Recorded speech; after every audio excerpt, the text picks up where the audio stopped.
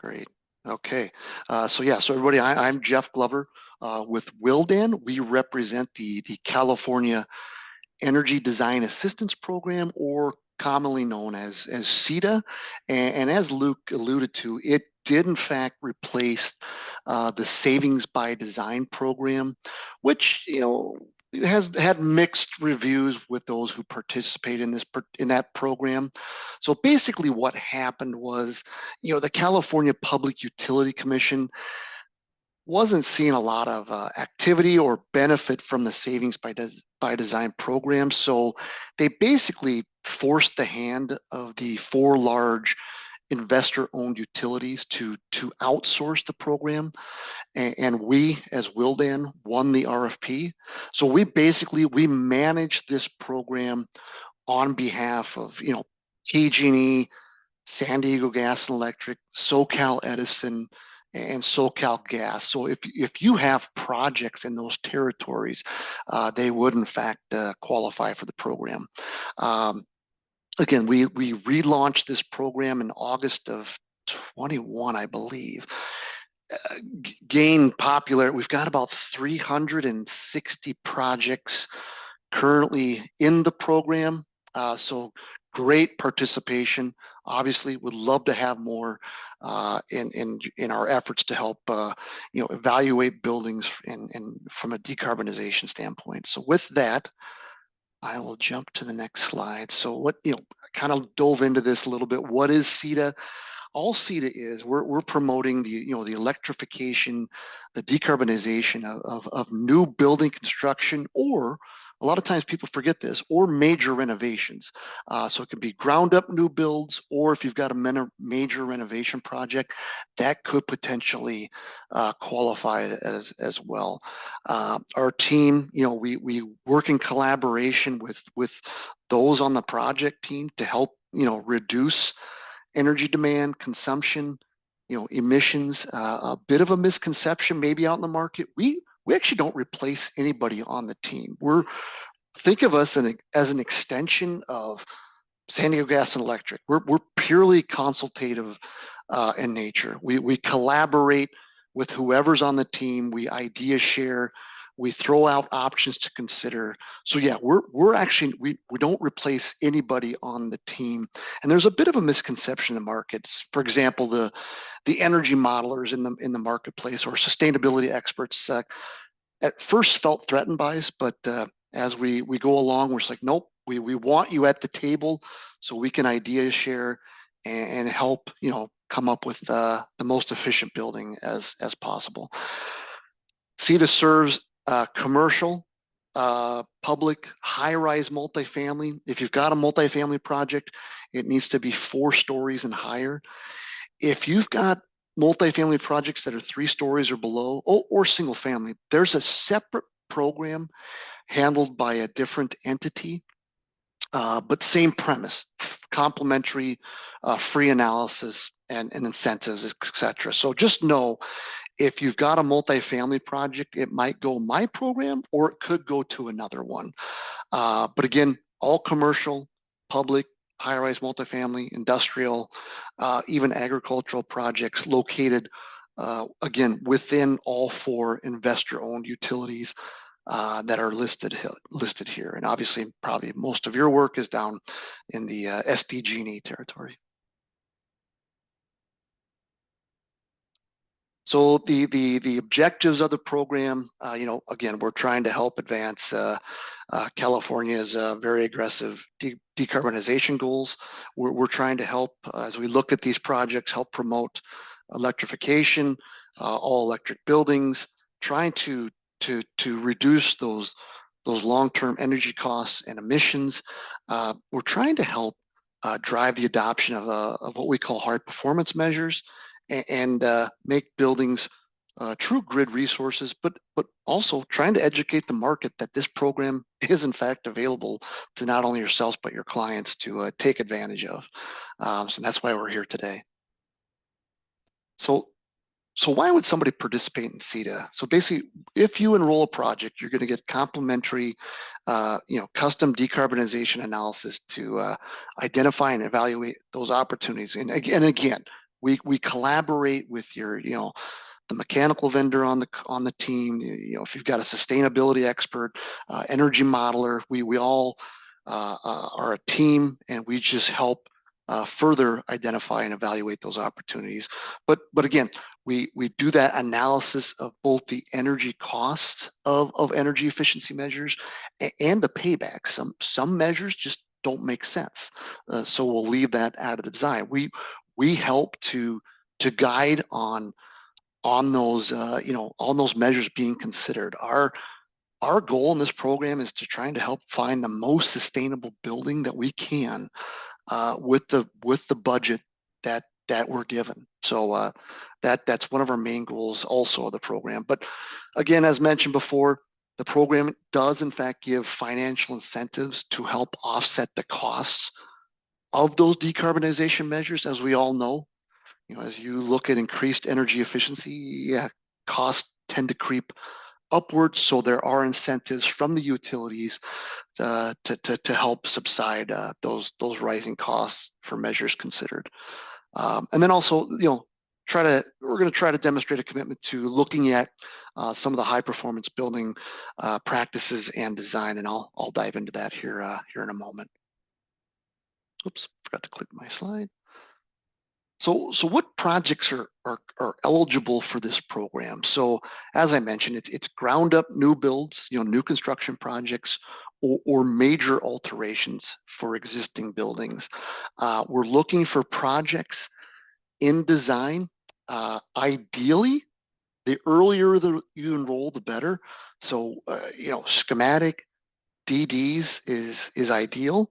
If you've got a project in CDs, we can still accept that. We may not get as large a savings or be able to achieve high of incentives later in design. So the earlier the better. We're looking for buildings larger than 5,000 square feet, and as we mentioned, located within one of the 4 IOUs, and then of course allow us access to the project once it's completed, so we can in fact verify what was actually installed during construction. So I touched on major alterations. If you have a existing building and you want to consider it for CEDA, it would simply have to meet one of these criteria. Again, this is for existing buildings. A change in space functions, say you're moving from an office building to an apartment, that would qualify. Looking for substantial changes in the design occupancy, if we're adding more bodies per floor, an increase in the conditioned floor area, or any type of expansion or addition of a substantial process or conditioning load to existing facility. Again, these are existing properties. You would just need to meet one of the following, and this information is on our website, and I'll give that to you at the end of this presentation so you can reference at a later date. I touched on this earlier, a little bit more about timing. Earlier the better. We can even accept your project if it's in pre-design. It's never too early to get it at least in the queue and get our project managers prepared to analyze the project. And again, we can take it projects as late as CDs. Luke, this is a change from when we first launched CEDA. I don't know if you remember. If a project had started CDs, it was too late to qualify. Even late DDs, the CPUC was rejecting projects. However, we have in fact changed that. So if you do have a project in construction documents, you can qualify for the program. Again, you may not receive the type of analysis if we were to get involved earlier, but you will in fact still receive incentives for what's being considered. Yeah, that's great news, Jeff. I know it's not always the case that your team can be brought on early in the project. Right. Or maybe someone's not aware of the CEDA program. So worst case in CDs, that's good to know. And Luke, we've now I had to turn away so many projects in the beginning, and it was met with great disappointment. But now, obviously, we can accept many more. So it was a good, credit to the CPUC. They don't always listen to what's coming out of the field, but in this case, they did and decided to make a change. So it was a change for the better, that's for sure. A little bit about the process. Um, Very simple. Step one, it's enrollment. Two ways. We've got an online uh, application you can utilize, or you can simply send myself or Tina or one of my sales representatives in the market some information about the project, and we can get it enrolled on your behalf. So once it is in the queue or enrolled, I assign a project manager, and they'll set up a half an hour, call it a discovery call, just to find a little bit more about the project and some goals, and start looking at some strategies that are being considered. And again, that takes about a half an hour. Then we'll go away. We'll do some modeling. We'll do some calculations. Then we come back for the second meeting, step three, about an hour long. We take a look at some potentially other measures you're considering, and we can do our calculations live uh, in real time during this meeting. And then once that meeting concludes, we'll ask the team to make a decision on what they'd like to design towards. And then between steps 3 and 4, construction occurs. Again, once construction completes, we send somebody in to verify what was actually installed. Then we report that to SDG&E or whatever utility the project resides in, and then they cut a check to the owner for what was implemented. Very simple process. Now, Luke, this is another change. When we launched the program, there was not a design team incentive. So there was only an incentive for the owner or developer. We've now changed that. We now give whoever's deemed the design team lead, typically 8 times out of 10, that's the architect. We will pay you $2,800 for your time. Again, time being an hour and a half for meetings, and then kind of gathering up, any as-builts that we might request. So we heard the market. Architects were complaining that it was, they weren't getting paid for their efforts. So we now have a $2,800 incentive for the design team lead. So that again, credit to the CPUC in implementing that. So not only will we, once we get involved or start reviewing a project, during schematics, DDs, where we start throwing out, considerations of different measures and calculating the incentive and the annual save for those measures. We also found, due to the code being so robust in the state of California, early on in the program, a lot of projects were coming to us already very energy efficient, and we really weren't able to get them much in the way of incentives, because the way the rules were written early on, we could only give incentives for what the program influenced with regards to design. And again, we found as we were getting into the program, designs are already coming to us very energy efficient.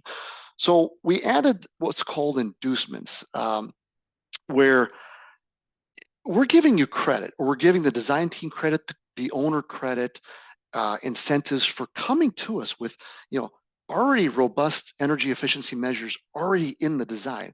We're going to look at those and get you an incentive for already having that in your design. So that also is a monumental change in the program, where we're now giving much greater incentive amounts for these projects. And the second page, here's a list of some of the high performance measures that we'll review and reward if you already have in your design. And also we do reward the design for not high performance measures, just normal energy efficiency measures that are already in the design. So again, great changes, win-win for everybody.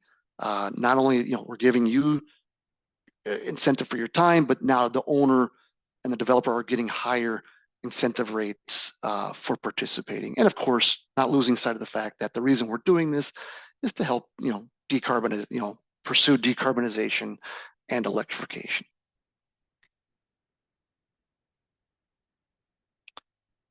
So again, that's really the gist of my my presentation. Again, we're in the market. We're looking for any and all commercial projects larger than 5,000 square feet, located within one of the four IOU facility or utilities. And again, if earlier we get involved, the better. But again, if you have a project that's started construction documents, we can in fact accept those now as well. So with that, I'll open it up to questions. I invited my technical lead onto the call. I don't know if she was able to join. Rebecca, are you on by chance? Okay, I don't think so. Well, if you have technical questions, I may have to write it down and get back to you later. So that concludes my my presentation. Again, welcome any and all projects you might have. Would love to review those. And I don't know if I mentioned it is complimentary. If you get into the analysis and you're like, Jeff, this is great, but we're just not gonna, do what you're recommending, or we don't have many, high performance measures in the design already, you're free to walk away. There's no penalty for withdrawing. The utilities, they've made this very risk-free to participate in. So with that, I'll pause for a moment. Yeah, thank you, Jeff. That was great and Great. straight to the point. Appreciate the information. I don't see Rebecca on, but as you said, I think we can open it up to questions. I guess I'll start. Maybe this isn't a question, but I'm glad to see that that modification about providing some incentives Yes. for kind of where the project starts, because I think the tendency would be maybe to waste waste the team's effort or start at a worse baseline than maybe even code required in order to get larger incentives. 100%. I don't think anyone would game the system, but it's good to know that's been revised to provide some incentives when team starts at a better, more efficient building baseline. Yep. I see Arturo, I got your question. I will not be. If Rebecca was on, I'm sure she could touch on that. So my apologies. No, I won't be covering anything on that particular topic. My apologies.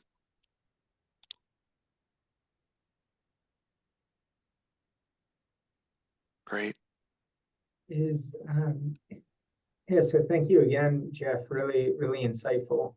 So when Willdan goes and does the analysis, do you guys do energy modeling on your end, or what is the process that you guys actually go through?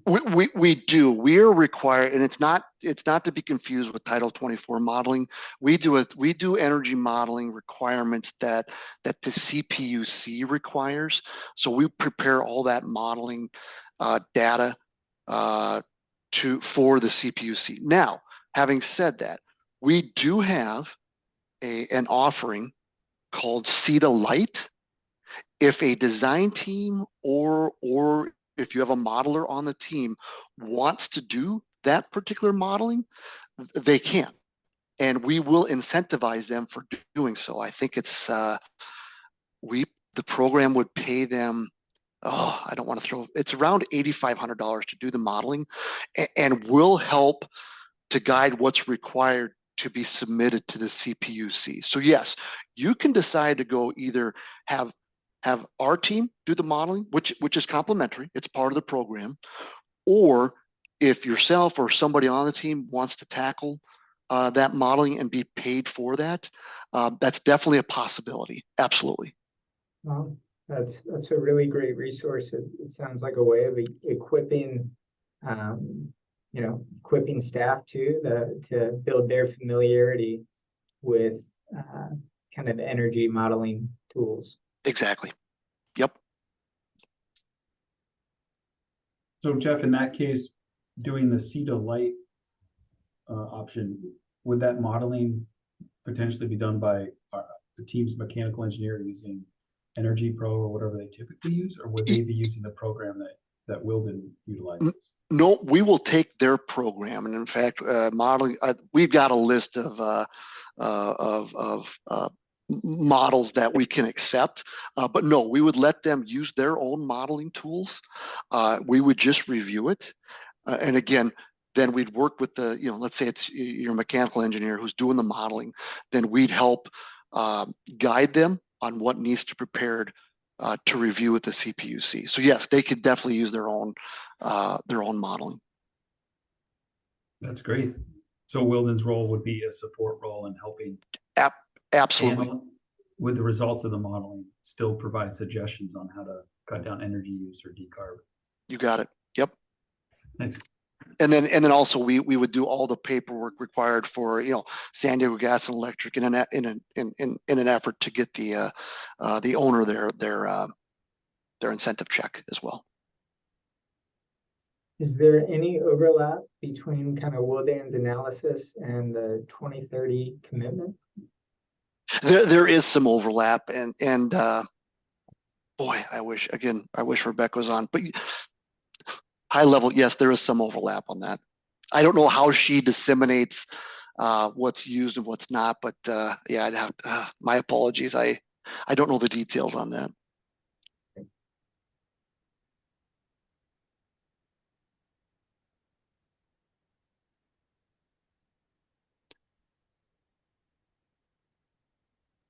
Jeff, I'll throw out one more.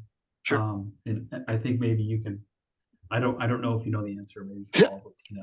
Yeah. But I know a portion of San Diego now has the San Diego Community Power Program, which I think does a lot of the electrical generation. So I'm curious if those clients are still eligible for the program. I think you addressed that in email, but just curious if there was kind of a final answer. I honestly, I'd have to lean on Tina because she knows that market better than I. I do know if what is it? If they're paying the public purpose surcharge, or if they've agreed to pay that, then they would be eligible. But yeah, boy, I'll have to lean on Tina for the details on that. And Enrique, I see your question. 6-story multifamily project finalized and permit. It's not too late. I'd encourage enrollment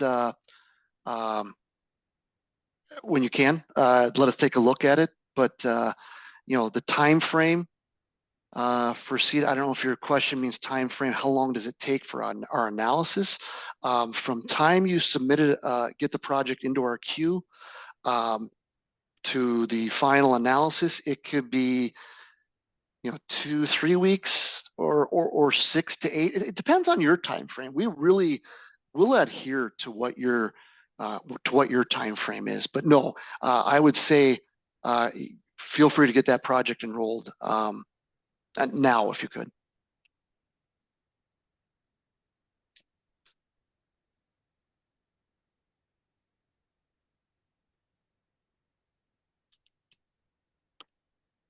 Great. Well, I tell you what, if you've got more questions, feel free to reach out. But yeah, I really appreciate you guys let me present last minute here.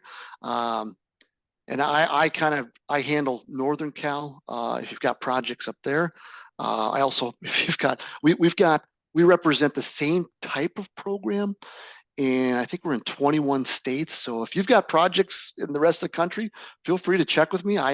I might be able to help you in other parts. So yeah, it's we as Wildan do this in all parts, all areas of the country. Beautiful. Great. Well, Good to know. Thanks for your time, Jeff. You bet. Thank you so much for your time, Jeff. I will end this recording.